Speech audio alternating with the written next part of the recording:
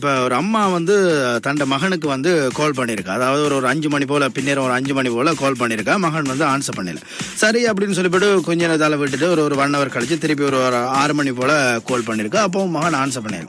என்னடா இது 5 மணிலேருந்து அடிக்கிறோம், கால் ஆன்சர் பண்ணலன்னு சொல்லிவிட்டு அம்மாவுக்கு கொஞ்சம் கோவம் வந்துட்டு திருப்பி ஒரு 1 hour கழிச்சு ஒரு 1 hourல ஒரு 1/2 மணி நேரம் கழிச்சு ஒரு 6:30 போல் கால் அடிக்கிறா. அப்போ மகன் ஆன்சர் பண்ணல.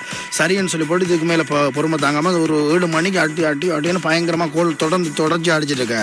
மகன் வந்து என்ன செஞ்சிருக்காரு, சரி இதுக்கு பிறகு ஆன்சர் பண்ணாமல் இருக்கக்கூடாதுன்னு சொல்லி ஆன்சர் பண்ணி என்னம்மா அவரே சும்மா அவரே கோல் அடிச்சு என்ன உங்களுக்கு பிரச்சனை இப்போ அப்படின்னு சொல்லி மகன் கேட்கான்.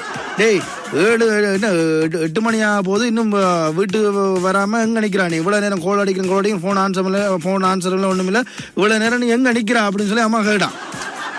அப்போ அதுக்கு மகன் சொன்னான், ஐயோ அம்மா நான் வந்து டிப்ரெஷனில் இருக்கேன் அப்படின்னு சொல்லி மகன் சொல்லியிருக்கான்.